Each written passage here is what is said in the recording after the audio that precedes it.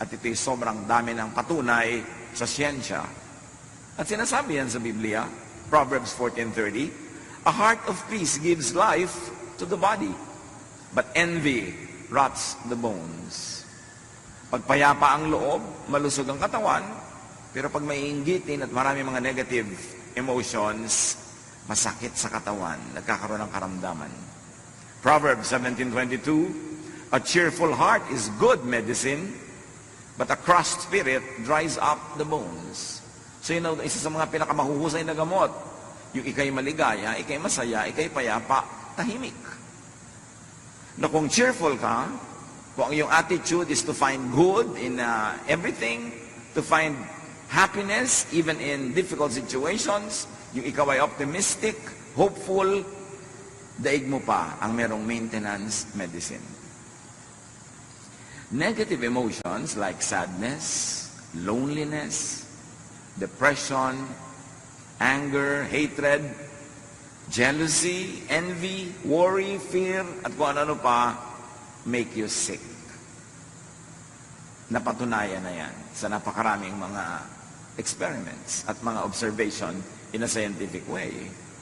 Pag mga negative ang emotions, madali magkasakit. So beware of social media na napakadali mong magalit, mainis na mga nababasa mo, o napakadali mong manginis sa mga ipinopost mo. Very poisonous kung minsan yung pupunta ka lamang dyan kung ano-anong negative emotion na ang iyong madarama. So social media could be toxic, could be dangerous to your health pagka hindi ka nag-ingat at wala kang inner protection. Proverbs 15:13, a happy heart makes the face cheerful, but heartache crushes the spirit. Na pag ang tao ay masaya sa kanyang kalooban, hindi mo mailihim sa mukha. Ganon din pag siya nagselos, pag siya nagalit, kitang-kita mo sa mga tiklop ng mukha niya na siya ay galit. At pag umiibig din naman, hindi mailihim kung bakit merong kulot yung mga dulo ng mga labi sa pagngiti. Pati sa paghakbang at paglakad, ay kitang-kita mong umiibig ito. At pagka biglang nabigo, kitang-kita mo rin sa kanyang katawan. So yung nararamdaman ng puso, lumalabas sa katawan. Ecclesiastes 11:10, banish anxiety from your heart and cast off the troubles of your body. So yung heart, yung body, pareho yan nagsasuffer when there is anxiety, when there is a psychological baggage. Negative emotions can be caused by very real, present stimuli.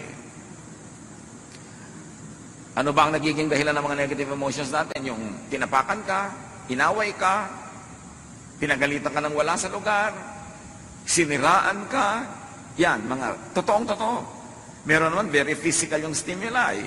Yung talagang harap-harapan, binuhusan ka ng kape, sinampal ka, etc., etc. Negative emotion yan. Kasi tunay na may nangyayari na dapat magkaroon ka ng reaction. Proverbs 23, it is to one's honor to avoid strife, but every fool is quick to quarrel. So merong dahilan para ka mang-away, pero sabihin ganun, paghangal ka, mang-aaway ka nga. Pero kung matalino ka, iiwasan mo yon. Hindi lamang dahil sa social problems, legal problems, but you will have physical health problems pag nakikipag-away ka. Proverbs 15:1 and 4, a gentle answer turns away wrath, but a harsh word stirs up anger.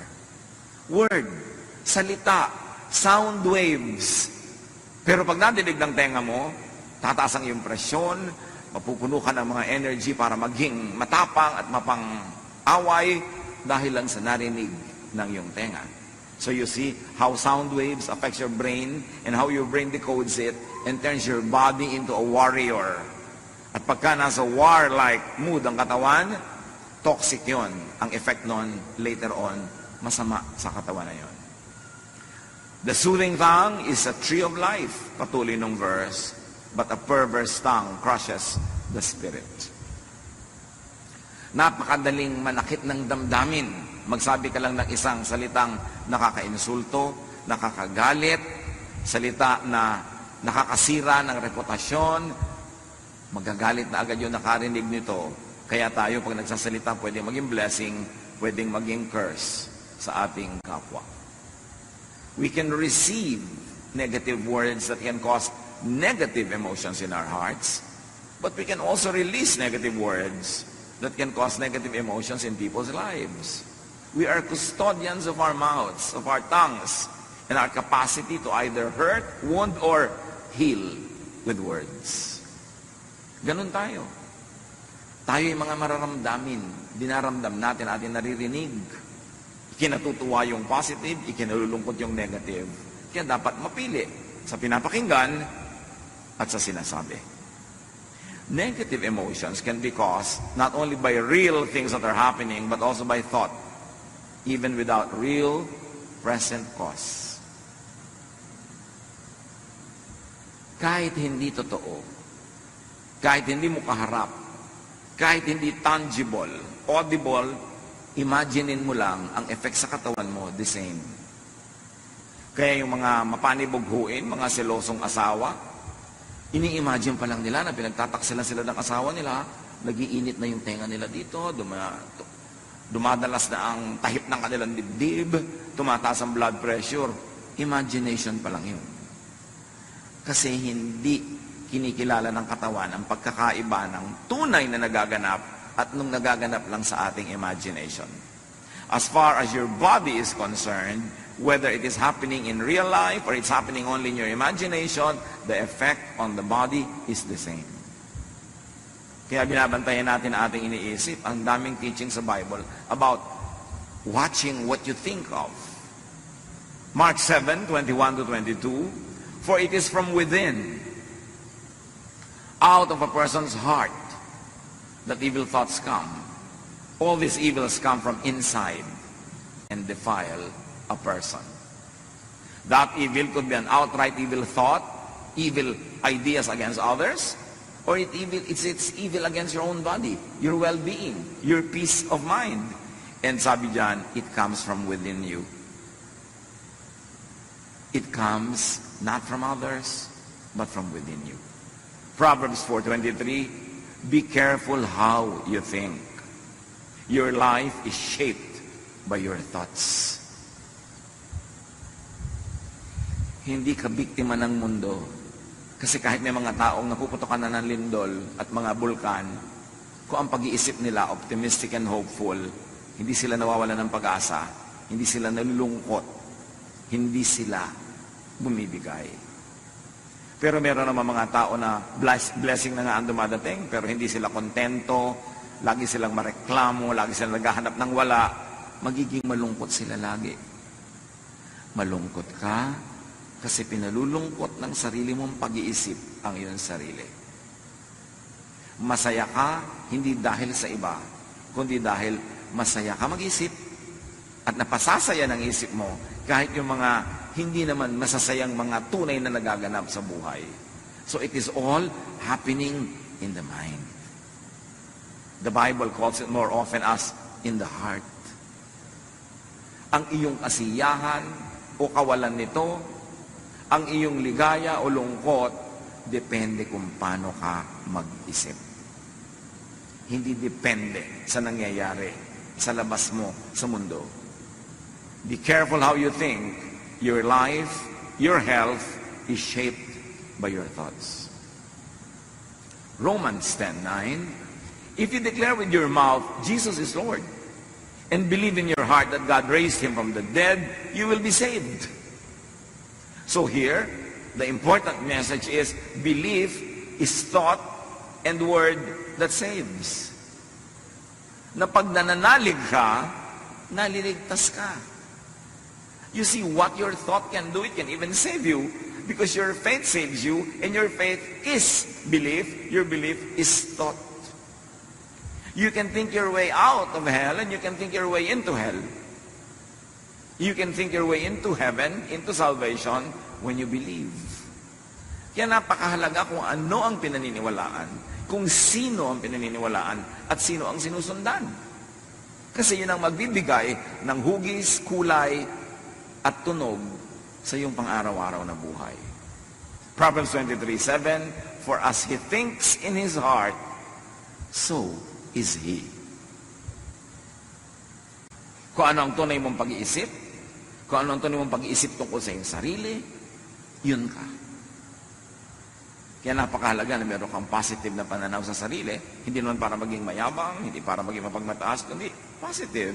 I'm a child of God. Mahal ako ng Diyos.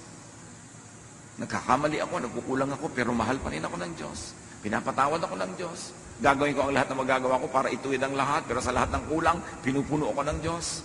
Ang ending nun, masaya ka, kahit may kulang ka. Hindi mo ipinagdiriwang na kulang ka, kundi ipinagdiriwang mong merong pumupuno sa'yo. Your faith saves you. Your faith saves you not only from the punishment of sin, your faith also saves you from needless guilt, from worry, from fear. Kaya binabantayan natin kung ano yung pinapakinggan, sino ang sinusundan. Kasi pwede tayong sumunod sa isang katuruan o guro na dadalhin tayo sa walang katapusang guilt, sa walang katapusang accusation, sa walang katapusang pagsasabing kulang tayo, masama tayo. Ano mangyayari sa pag-iisip mo tungkol sa iyong sarili? Dumadali para sa mga masasamang espiritong pasukin ng iyong puso. Kasi maraming fear, maraming negative emotions. At yun ang kinakapitan ng mga masasamang espiritu. Negative emotions can be caused by remembrance of the negative past. Kuminsan, ang saya-saya mo na ngayon, maayos na ang buhay mo, pero maalala mo lang kung paano ka naapi ng bata ka, kung paano ka naabuso, kung paano ka na ganito at ganon, biglang nawawala ang saya mo, nagagalit ka, nagdaramdam, at meron pa, pwede kang itulak niyan para maghiganti, para gumawa ng mali, doon sa mga gumawa sa'yo ng mali, sa kadadali ng pag-iisip na yan. Aalisin ka niya sa blessedness, ibabalik ka niya sa state of curse. Kaya napakahalaga na yung mga negative past, ipatawad na, patawarin na, hugasan na ng dugo ni Jesus, itago na sa museum, huwag nang ungkat-ungkatin, huwag nang lagi pang bayaan na maka-apekto sa buhay natin araw-araw, kasi hindi ka dapat maging bilanggo ng nakaraan, lalo't kung ang nakaraan ay di naman kagandahan.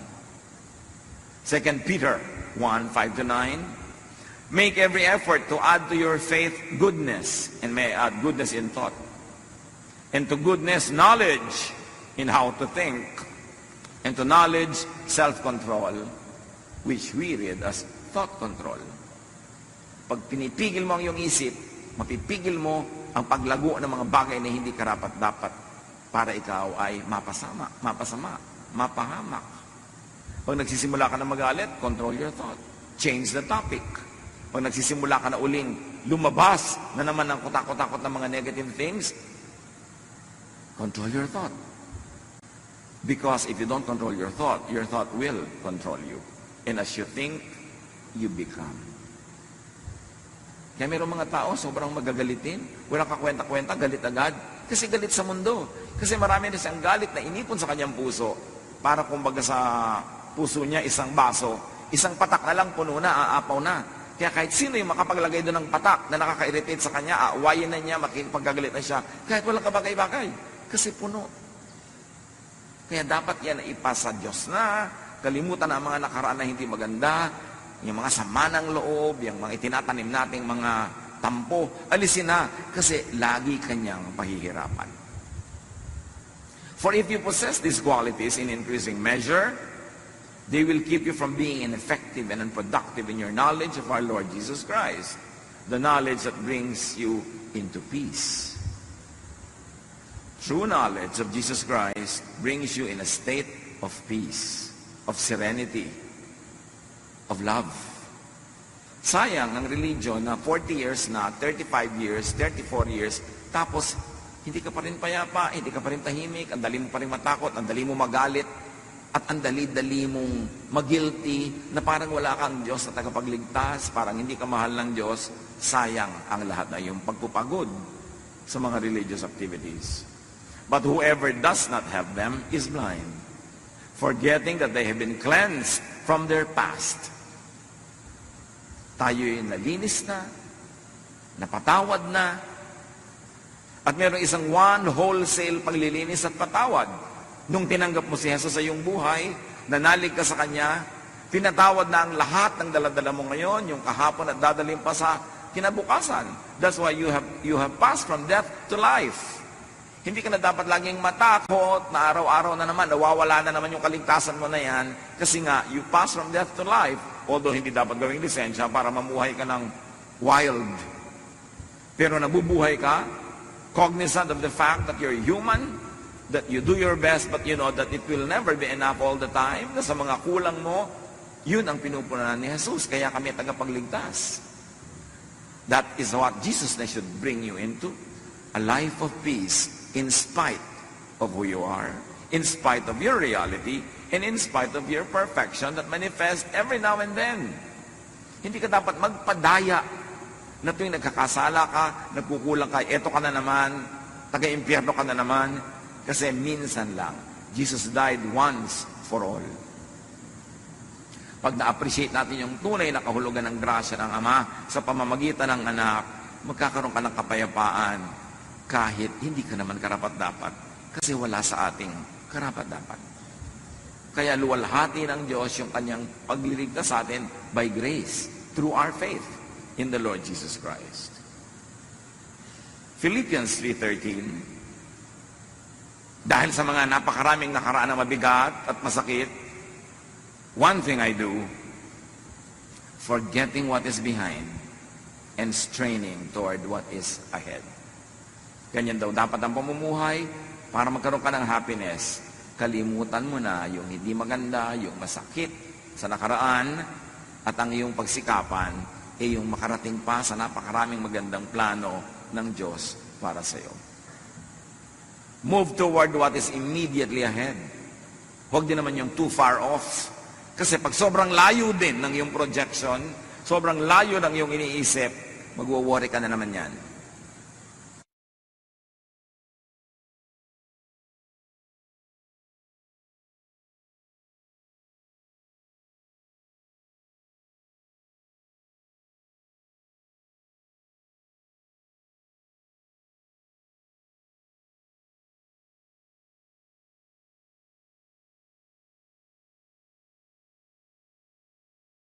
Permanent way.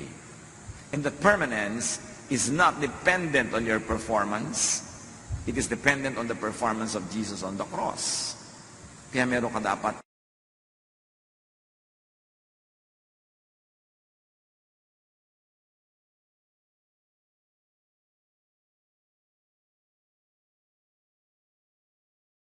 ipasa Diyos ang mga bagay na yan.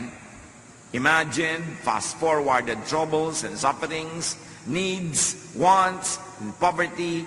Imagine and fast-forwarded sadnesses will make you miserable. Yung kumakain ka pa lang ngayon, iniisip mo na baka bukas wala. Paano ka sasaya ngayon? Ang iniisip mo na agad yung possibility na bukas ay wala. Matthew 6:34, therefore do not worry about tomorrow. Sabi ni Jesus, for tomorrow will we worry about itself. Each day has enough trouble of its own. Ang grasya sa iyo ng Diyos, kasya para sa mga troubles of today. Pero hindi yan para sa troubles of tomorrow. Tomorrow's troubles will be accompanied by tomorrow's blessings. Tomorrow's needs will be accompanied by tomorrow's provisions. But when you divide your provision for today between the need of today and the need for tomorrow, both today and tomorrow, you will have only one half. You will be lacking all the time. May tamang panahon. Hindi naman sinasabing huwag kang magplano para sa future, maging pabaya ka na lang. Pero magtanim ka para sa future, pero pagkatanim mo, diligan mo, ayusin mo, huwag ka mag-worry about it. And then, kainin mo yung binibigay ng Diyos para sa iyo today. Proverbs 27:1, do not boast about tomorrow, for you do not know what a day may bring forth. So kung masyadong isipin nyo ang layo-layo pa, kasi hindi mo nga alam kung buhay ka pa pagdating ng oras na yun. Pinroblem tayo pa ngayon, nabawasan pa yung happiness mo na dapat for today, lugi ka. James 4:13-14. Now listen, you who say, today or tomorrow we will go to this or that city, spend a year there, carry on business and make money. Why? You do not even know what will happen tomorrow. So meron kang general plan for the future, but you don't become too obsessed with it. May preparation ka, generally speaking, when it comes, but you don't destroy your today worrying about tomorrow. And definitely, you don't destroy your today thinking about the past. Lalo namang walang mangyayari dahil tapos na yun. Thought, remembrance, imagination are read by the body the same way as it does very real and very present stimuli. Yung mga guni-guni, mga gunita, mga imahinasyon, kahit hindi yan nangyayaring totoo, pag iniisip natin, ang interpretation ng katawan natin, totoong nangyayari. Kaya yung katawan, nagre-respond, sumasagot. Kaya kung iniisip mo isang bagay na nakakatakot, adrenaline is released into your bloodstream kahit hindi kailangan. Kaya pag nag-isip ka ng mga bagay na nakakatakot, nakakagalit, mamaya pagod na pagod ka, kasi yung adrenaline was released into your blood system. At ang ending noon, pagod ka. Bantayan ang iniisip. Yung mga nag-iisip ng problema, at least kung problema ang darating sa future, they suffer at least twice. They suffer now thinking about it, and they suffer pag dumating na yung oras na yun. Isa yan sa mga burdens ng pagmamahal. Pag may mahal ka, ang laging fear mo, baka siya mamatay. So kasama mo siya ngayon, baka siya mamatay. Pero buhay na buhay pa siya. So yung katawan mo, nagre-response sa idea na yon. Nalulungkot na siya, nagwo-worry na, tapos bukas baka siya mamatay. Iniisip mo yon. 50 taon mong kasama sa buhay. Isipin mo, 50 taon mong iniisip mo baka siya mamatay. So pag namatay na talaga yan, doon ka ngayon magre-respond na naman ng totoo. So 2 beses ka nag-suffer. Before and during. And the before could be a lot of days, a lot of years. Ang dami natin laging iniisip. Kaya kung minsan yung iba, nasa bakasyon, iniisip na ko pag uwi ko, baka marami kong problema. Huwag pa naman naisipin pag uwi mo na. Kasi nasa bakasyon ka, hindi ka nag-enjoy. Yung problema, ang iniisip mo, pagdating mo may problema nga, 2 beses ka nag-suffer. Paano kung pagdating mo walang problema? At least you suffered already once, imagining it. Yung pala naman, hindi mangyayari. Mga anak ng Diyos, isa yan sa mga dapat nating mapagsanayan to control our thoughts. Kung saan mo pinapayagang dalhin ka ng thought mo, doon niya dadalhin ang katawan mo, ang kalusugan mo, ang ugali mo at ang asal mo. The body reacts accordingly to your thoughts. Kaya tingnan mo, pagka ikaw ay seloso sa iyong mahal sa buhay, o selosa ka, kahit wala siyang ginagawa, inaaway mo na. Kahit wala siyang ginagawa, hindi mo man awayan, nakasimangot ka. Pag uwi, nakasimangot ka, wala kang gana. Kasi inimagine mo, meron siyang kalaguyo kanina sa mall. Imagination mo pa lang yun, pero naapektuhan na yung asal mo. Bibigyan mo asawa mo ng kape, malamig. Bakit malamig, dear? Pag-initan mo. Diba? Bakit ka ganyan? Kasi ini-imagine ko may kasama ka. Yung ganon. Pero hindi mo naman siyempre aaminin na may ini-imagine ka. Ang masama nun, yung wala naman pala, nagdusa ka na. Ngayon, kung meron talaga, sabi mo, Pastor, paano kung meron talaga? Doon ka lang magdusa. Pag nalaman mo na. Pero hindi mo pa alam, nagdudusa ka na, di ba lugi ka niyan? Paano ko po mapaghahandaan? Wala naman talaga nakakapaghanda sa ganyan.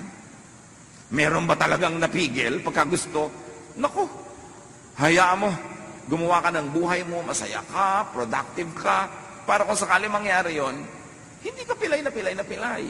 Yan ang sinasabing, maganda ka sa future, pero don't be obsessed with the future.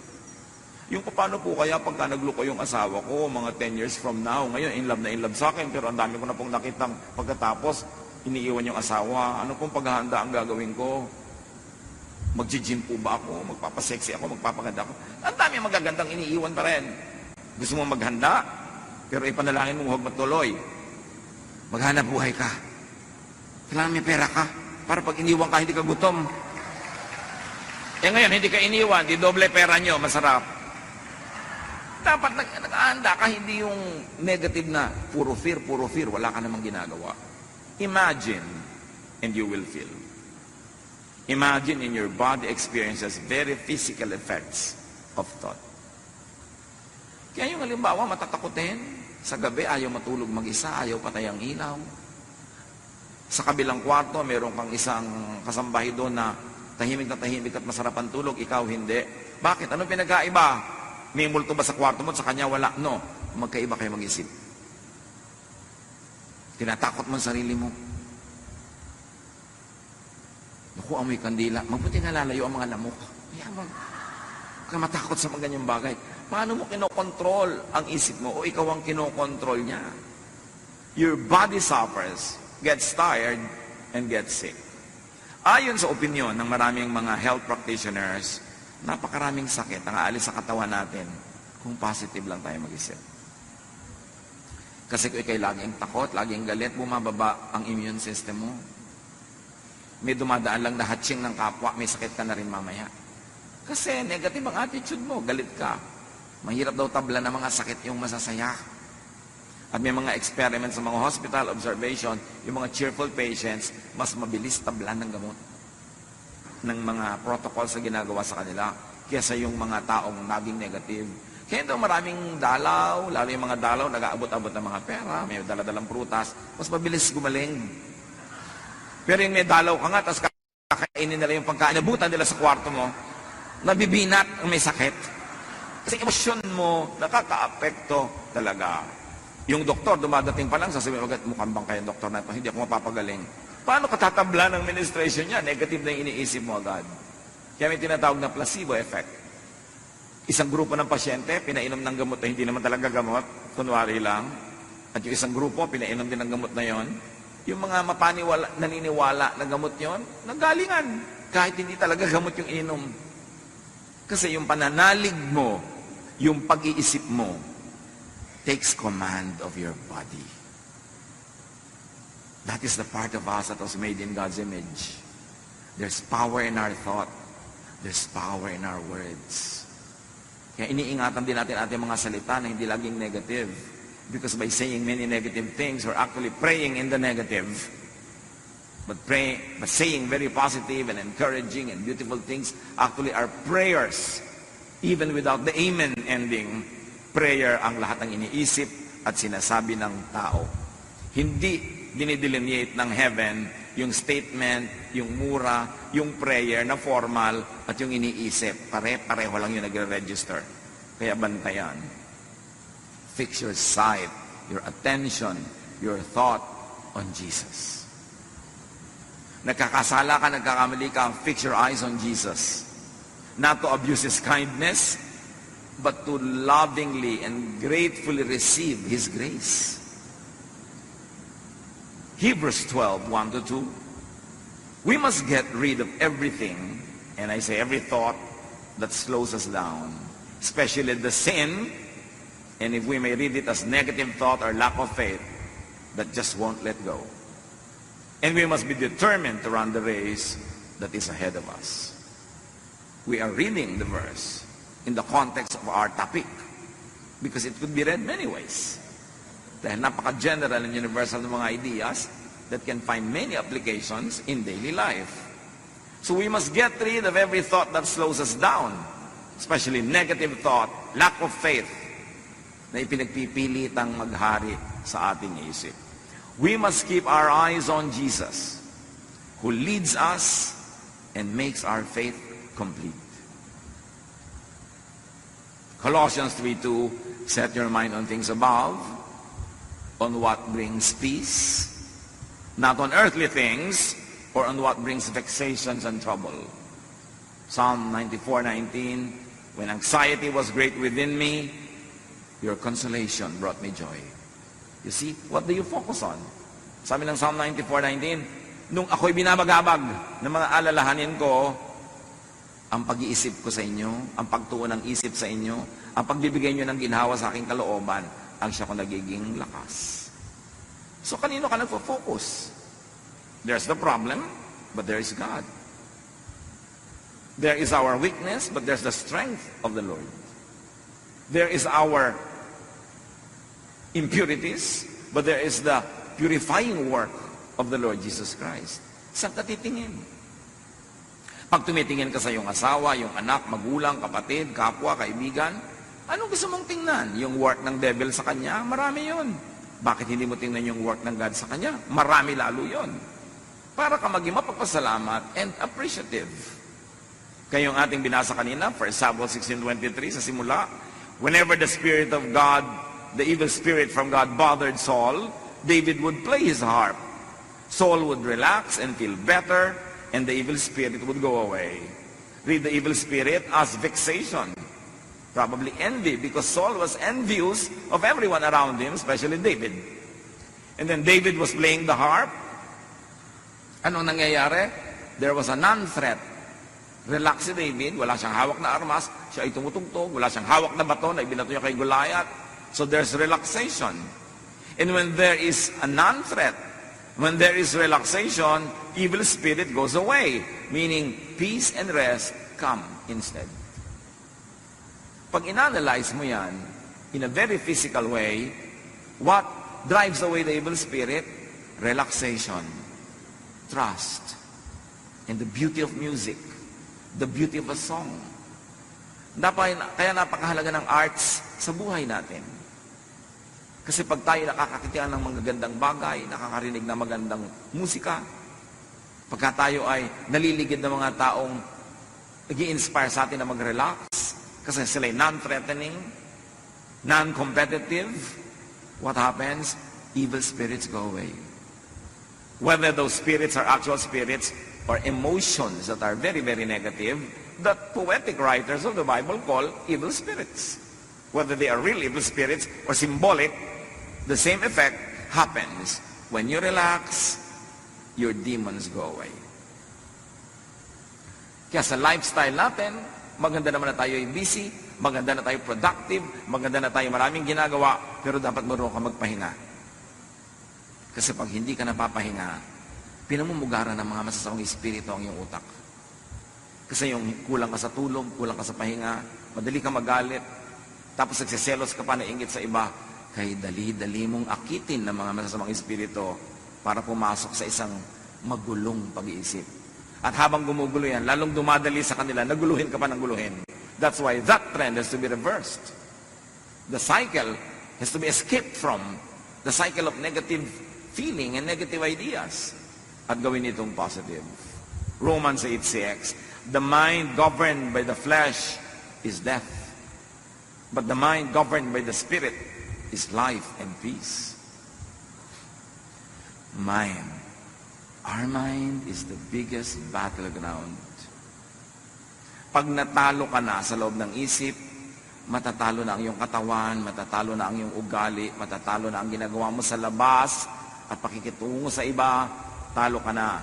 Ang nananalo sa spirit, sa isip pa lang.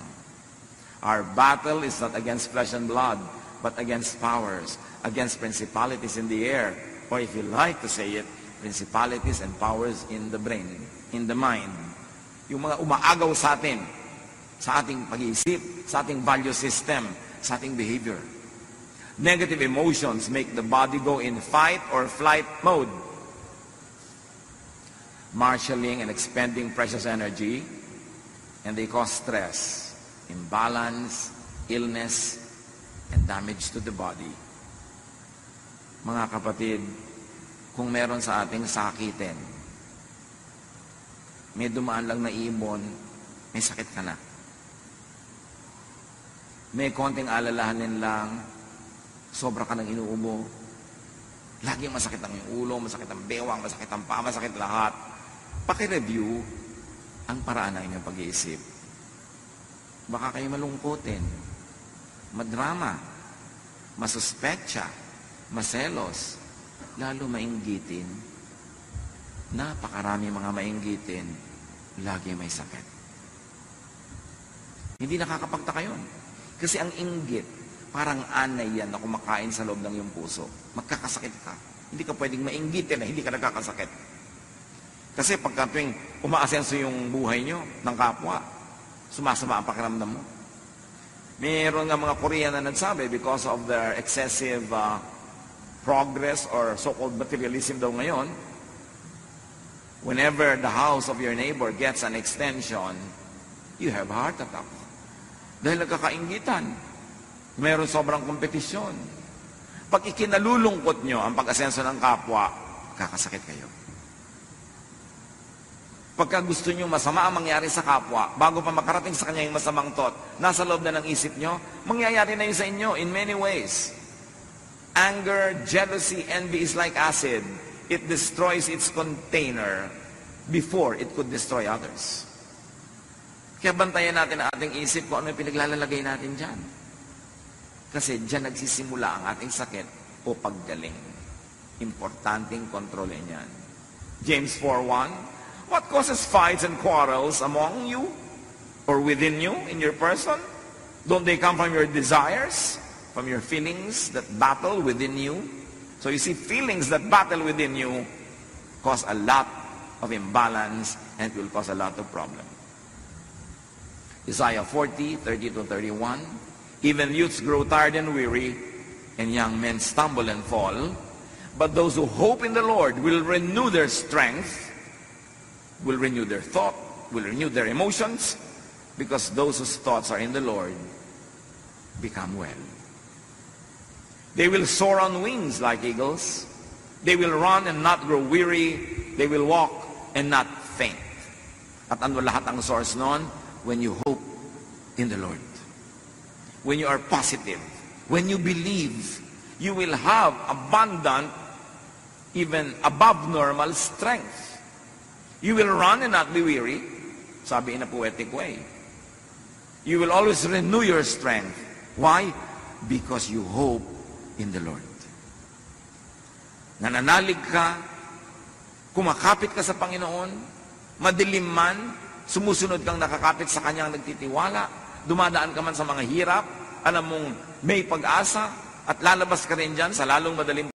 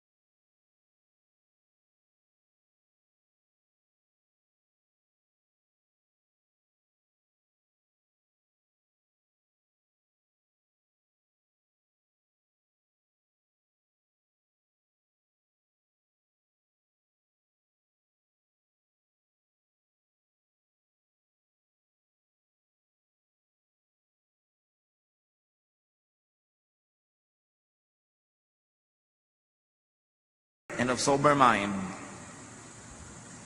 which really means watch your thoughts. Your enemy, the devil, prowls around like a roaring lion looking for someone to devour. Or may I say, looking for a brain to colonize. Mag-iingat ka sapagkat ang kaaway mo, ang diablo, ay nagmamanman, naghihintay lang ng pagkakataon para pasukin ang utak mo. Para kabigyan ng doubt. Para kabigyan ng galit, bigyan ng inggit, bigyan ng kung ano-ano, para masira ang diskarte mo sa buhay at masira niya ang iyong katawan, ang iyong ugali, ang iyong relasyon sa mga tao. Sunod-sunod na yan, chain reaction. The mind is the devil's target. It is where the devil likes to dwell and rule. Kaya pag sinabi natin, thy kingdom come, thy will be done on earth as it is in heaven, we are saying, Lord, rule in our minds. Rule in our thought life. Kayo ang maghari sa paraan ng aking pag-iisip. Bantayan ko kung sinong pinatitira ko sa loob ng aking utak.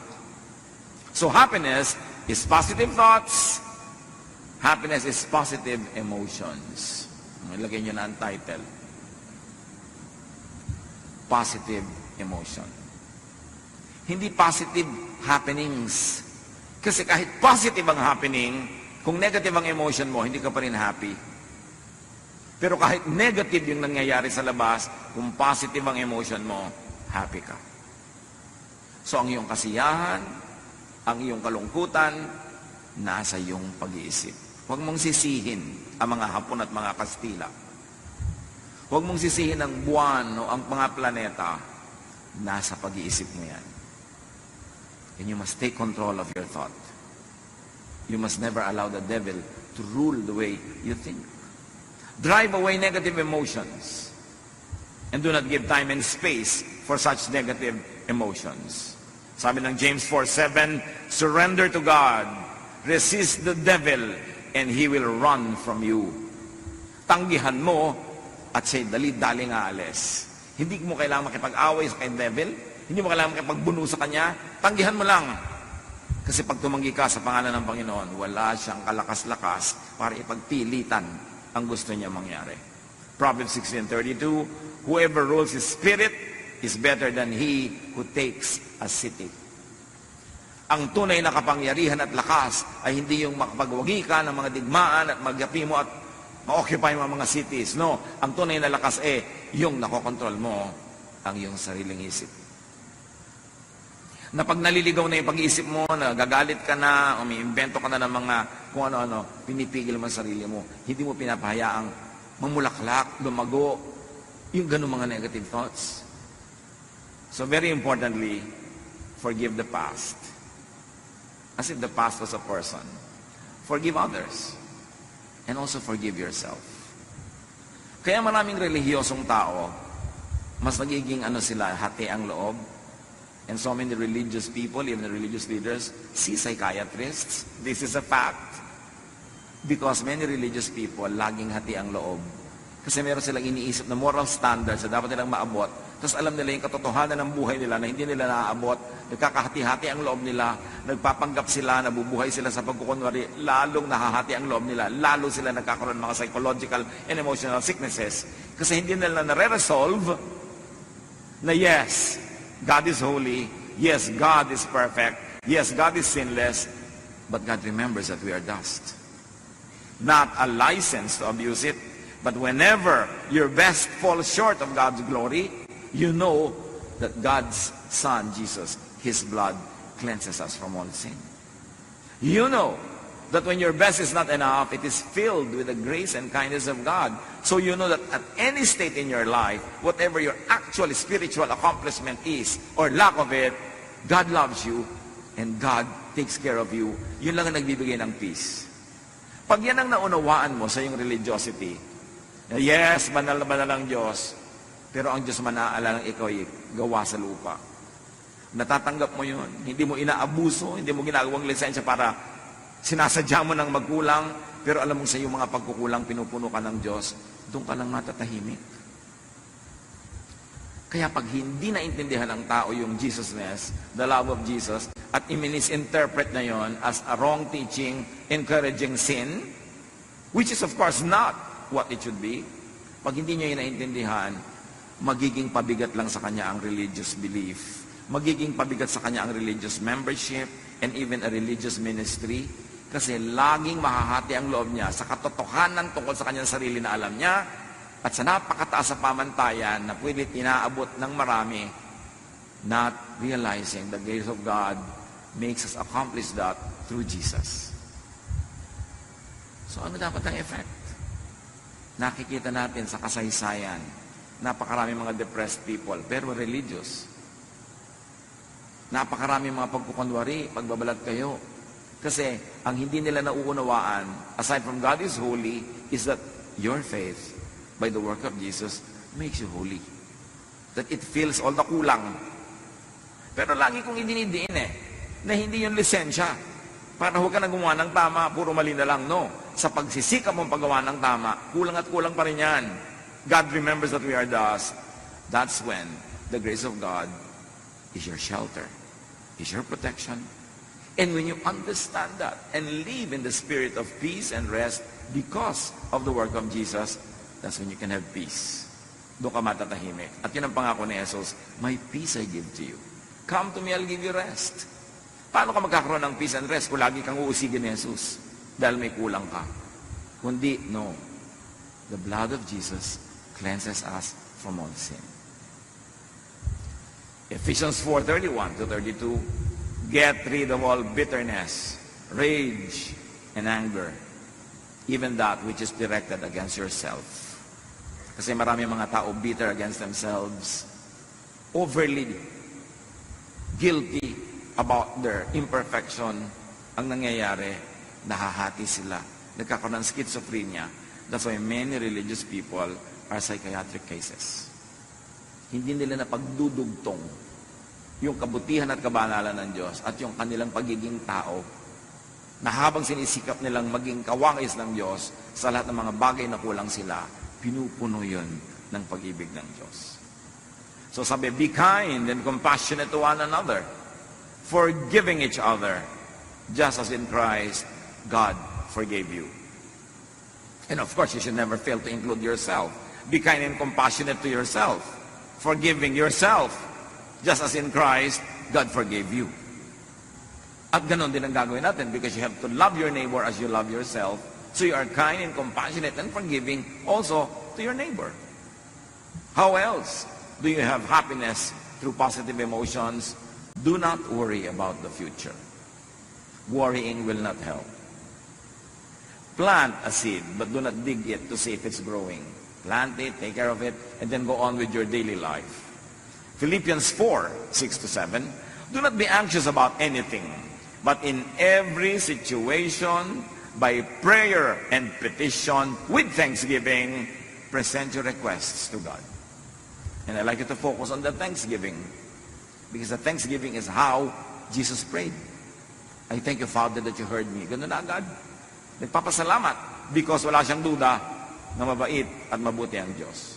At ano daw ang bunga pag ganon? And the peace of God, which transcends all understanding, will guard your hearts and your minds in Christ Jesus. Malinaw yung transcends all understanding. Magkakaroon ka ng peace kahit lahat ng logic tells you that you should be bothered and troubled. It goes against logic.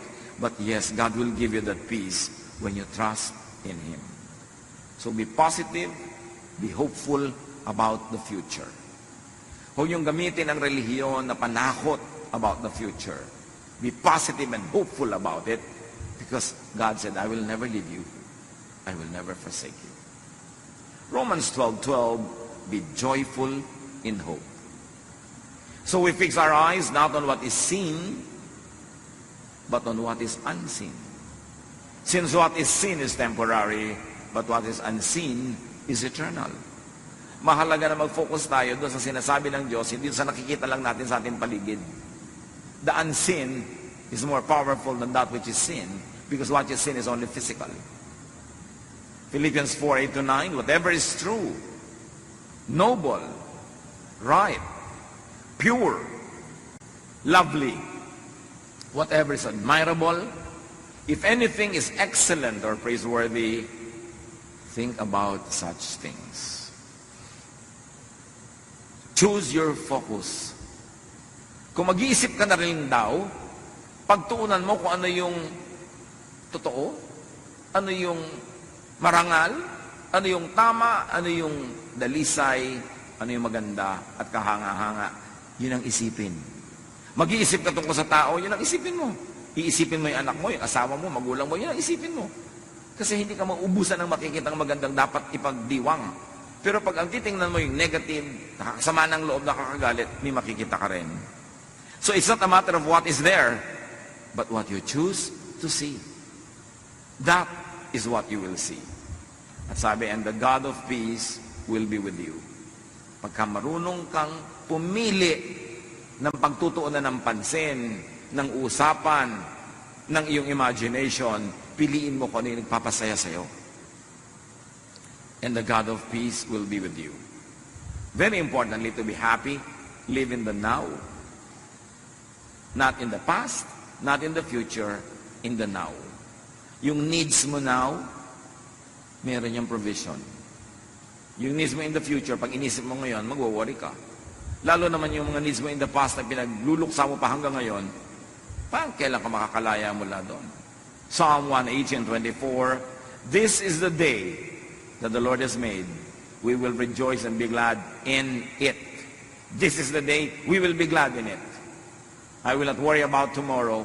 I will not mourn about the past. I will live in the now. Because God's provisions for now is all more than sufficient for now. Lamentations 3:22-23, the steadfast love of the Lord never ceases. His mercies never come to an end. They are new every morning. Great is your faithfulness.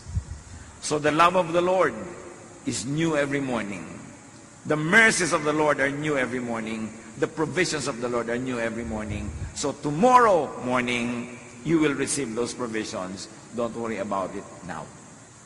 Let others also enjoy positive emotions. Set others free to enjoy positive emotions. Meaning, huwag ka naman mang-asar. Huwag kang manggalit. Huwag kang manginggit.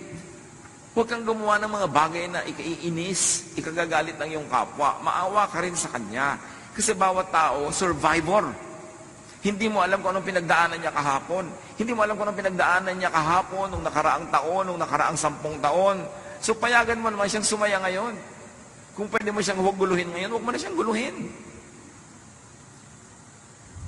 May namatay, halimbawa, alas 9 ng gabi, malayo yung namatay, kailangan mo pa talagang sabihin doon sa mga tao today, mismo ngayon, namatay si ano, hindi na sila makakatulog buong gabi, ba't yun nalang bukas? Total patay na. Hindi naman sila yung embalsamador. Hindi naman sila yung aayos ng mga arrangement. Ibabalita mo pa ngayon, maawa ka naman, patulugin mo na lang bukas na ng umaga, pwede ba? Kasi wala na namang maiiba eh. Hindi lang siya makakatulog buong gabi. Meron tayong mga komisan, makapagsalita ka lang, makapagbalita ka lang. Alam na alam mo na makakagulo sa kapwa, pwede namang i-delay pa, ibibigay mo na agad. That's unkind. Unless stakeholder yung tao, unless yung kanyang immediate attention and knowledge of it would change and make things change for the better. Pero may mga bagay na ipinagpapabukas na. Kasi naaawa ka doon sa taong hindi na lang makakatulog ngayon. May mga bagay na hindi mo na ikinukwento. Yung mga, alam mo ba, doon sa kabilang mesa, pinag-uusapan ka, ganito ka daw, ganon. Ano magagawa niyo doon sa mga matatabil na dila na yon? Tapos itong tao, masaya, gagalitin mo, mawawala yung saya niya dahil pinaadating mo sa tenga niya yung mga nakakagalit na bagay na malaman man niya't hindi, cannot change the universe.